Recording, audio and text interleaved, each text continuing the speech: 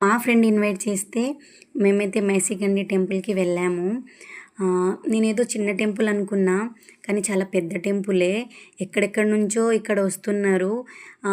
అంటే గోడు కోయడం అవన్నీ ఉంది. వాళ్ళ ఆచారం ప్రకారం వాళ్ళేమేమి మొక్కుకున్నారో నాకైతే చాలా మంచిగా అనిపించింది.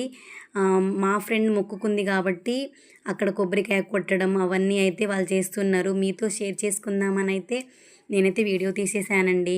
మీతో షేర్ చేస్తే ఎందుకో మంచిగా అనిపిస్తది. మన సబ్స్క్రైబర్స్ అందరికైతే చాలా థ్యాంక్స్. మేమైతే దర్శనానికి లోపలికెళ్ళిపోయాము. క్యూ అయితే చాలా ఎక్కువనే ఉంది. క్రౌడ్ ఎక్కువ ఉంది.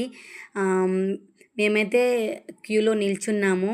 అమ్మవారిని చూడగానైతే నాకు ఒక పాజిటివ్ వైబ్ వచ్చింది. విజిట్ చేయని వాళ్ళైతే విజిట్ చేయండి. ఇక్కడ ఫుడ్ ఫెసిలిటీ కూడా ఉంది. మనం అమౌంట్ ఇస్తే వాళ్ళే కుక్ చేసి ఇస్తున్నారు.